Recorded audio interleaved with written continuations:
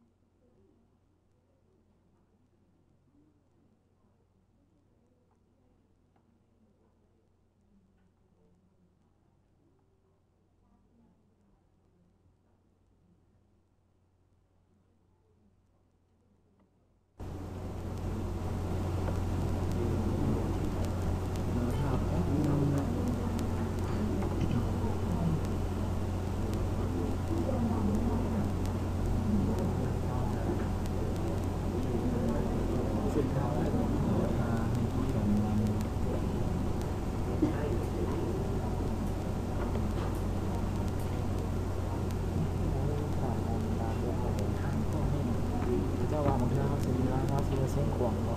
รับไปทางลำทางไซน์นะครับนั่นขึ้นมาเรื่องมันเราบอกว่าทางไหนทอดมีนะครับก็ไม่เนี่ยตลอดมาเรียกตามนี้นะลงให้ดูประกันเนี่ยประกันแล้วทางนั้นมันก็ซื้อตัว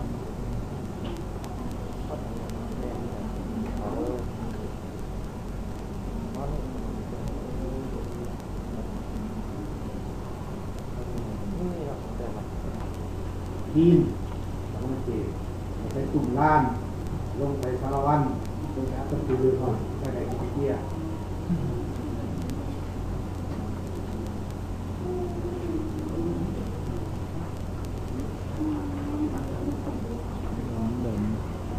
นั่นเป็นเอาใส่เมนูออปชั่นไลฟ์สไตล์เรชั่นสไตล์นี่นะอันนี้เป็นการแปลงพื้นที่ตัวนี้นะเป็นว่าพื้นที่ของแผงเขาจะใส่สีบอกเขาจะอะไรก็ได้แผงหัวพันไปอัพพันเรชั่นสไตล์เปลี่ยนสีหรือตัวอยากไปอันนั้นก็นับพื้นที่ก็เปลี่ยนสีอะไรทุกกันแค่นั้นเองพื้นที่ออกมาอย่างนี้ครับ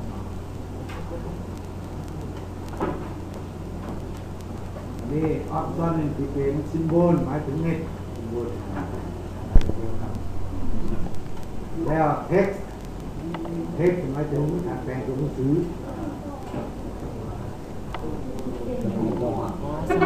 เขาจะเป็นภาษาลาวการแปลงตัวหนังสือนี่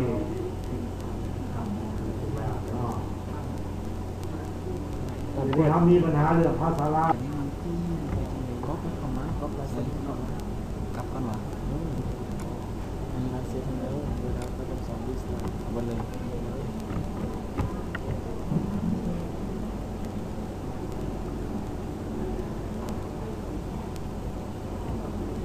เอาตัวไหนมันไปมีช่องซีโปรแกรมไฟล์เดินหน้ามีอยู่อ่ะมันโปรแกรมไฟล์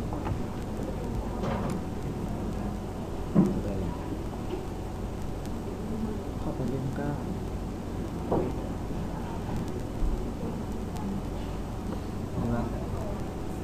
จีเล่นก้าเราไปจีโอซิสเต็มอยู่อ่ะเล่นก้านะเห็นแล้วไปขอไปเราจะไปคลิกว่านะใช่ใช่ไหมไปใช่ค่ะไปดิ้นที่เป็นภาษาลาวใช้เศรษฐาโอทีใช้ได้อยู่บ่โอทีใส่ก็ได้เหมือนกันได้ครับเอาไปยิงมันก็เสียห้องอาจารย์คือว่ามันมาเห็นคนใดที่คืออ่านได้ ตอนที่ใหม่ๆที่ได้อาจารย์เขียนใส่เลยแต่ว่าหลังจากที่มันมีแล้วล่ะเขามาแปลงมาเติม ลงเนี่ยจริงเ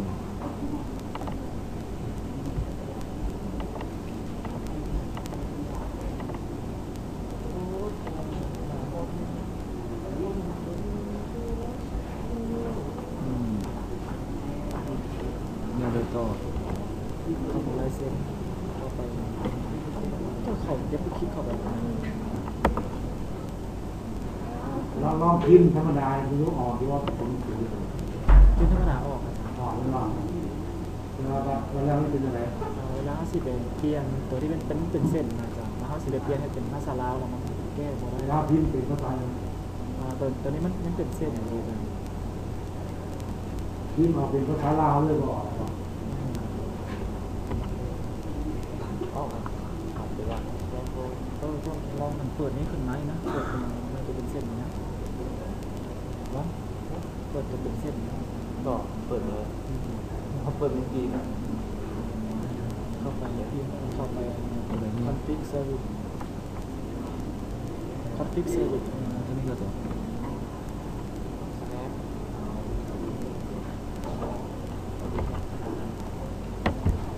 ดูไปวงโอทีเราตาย นี่มันก็อะไรทำได้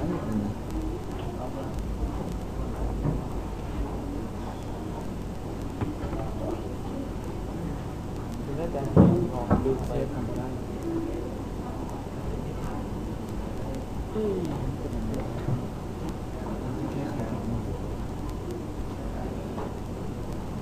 มพ์เปลี่ยนตัวเป็นลายเซ็นก็เป็นเวลาลายเซ็น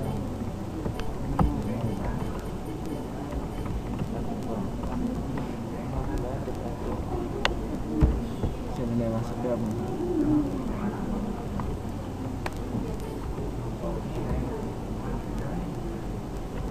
นี่วะแล้วก็ เขาเล่าแล้วก็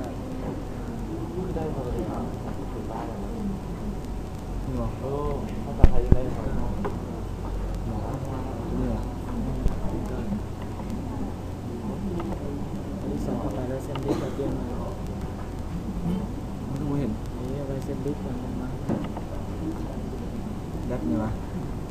นั่นแหละ แรปตัวนี้เลยบอก ถ้าคำว่าเราเส้นไทยได้ที่ไหนต่าง ตัวที่สาม บอกได้เหรอเซฟดิบยุดเซฟดิบดิบมันต้องสอง นี่ดาว เขาลงเนื้อต้องเห็นว่าต่างในแค่ความแบบเซฟดิบ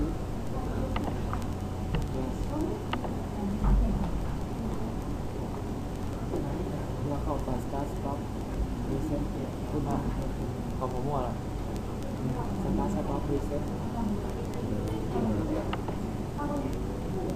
เขาไปโหลดบิ๊กโหลดก่อนโหลดเซอร์วิสสัปดาห์บิ๊กสัปดาห์ก่อน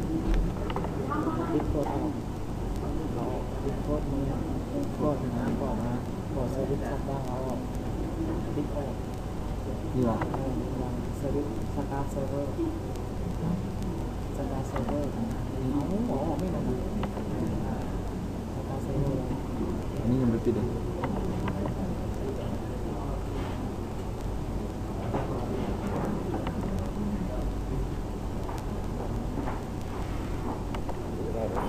ไม่ได้เอา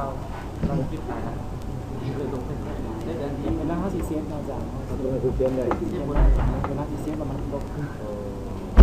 บนนี้ได้แต่ไม่ได้แต่ว่าเวลาเขาสั่งแทนที่คือทำไมซื้อมันได้เลยพิมพ์ได้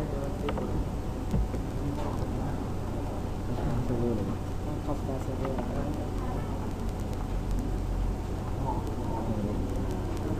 แล้วก็ส่งลายเซ็นคือ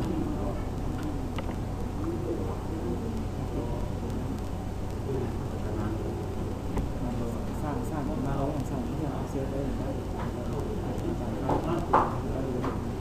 แล้วมันมีอยู่แล้วเอาไปเสร็จแล้วสิมาเก้งกั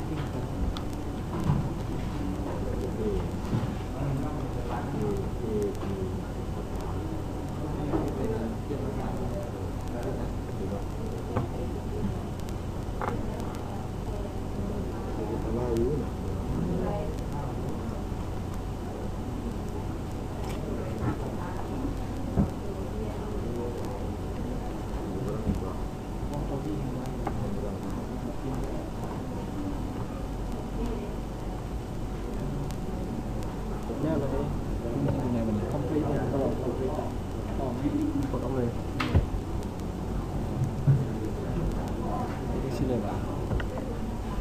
บริลีสตาร์ทหรอ เข้าไปนะไปไลเซนส์เข้าอะไรพวกนี้เช็คตัวอีก แสดงว่าคอมพิวเตอร์รุ่นใหม่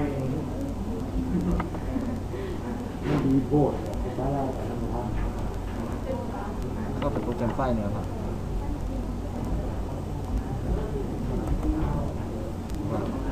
เดี๋ยวว่าเข้าไปนะพูดนะเข้าไปโปรแกรมเขานะ แกรมเฮานะนี่เข้ามาแล้ว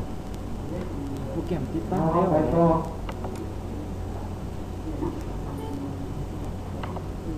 ต้องค่อยๆรู้ถึงเมื่อไหร่ โอ้จะไม่บอก คนนะนะเป็นเขาไป ต่อไปจะเป็นทุนบ้านทุนบ้านไปเห็นยังบางคนอาจจะว่าของเขาคือบริเวณอันนี้นะมันไปอยู่ใช้มันบ่มีอะไรนี่ นะ มันสูญหายไปนะ เข้าไปที่ว่าติดตั้งแล้วนี่นะ ธรรมดาแล้วเขาจะมีแค่อุปกรณ์อยู่3อย่าง ก็สู้ก็เอาไปเอาเป็นตัว แต่ว่า นะ ของบางคนอาจจะมี4แต่บางคนอาจจะมี3เพราะ DBMS ทำบริการถ้าตั้ง DBMS เข้าไปได้ที่4ปกติเราจะมี3แถบนี้และ3แถบนี้นี่3ที่เขาเปิดเทอมนึงไปอยู่วันนึงเปิดเทอมหน้าไปวันนึงเปิดเทอมต่อไปเราเห็นถึงนี่แล้วเขาคุ้มไหนมันอยู่กับทีเข้าไปแก่ดีวันออปชั่นทูนบ้าตอนนี้ถ้าสิเปิดเอาแรงๆมันเปิดอย่างนี้สมมติเราปิดเขาโบโซนเขาปิดมดจะโบเห็น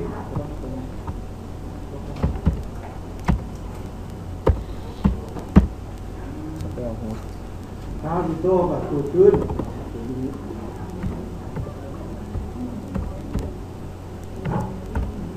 ลองปิดดูปิดโอเคเบิ้ง ไปบอกไปโปรแกรมติดตั้งแล้วนะ เส้นฟิวส์โอเคแล้วกี่แบบ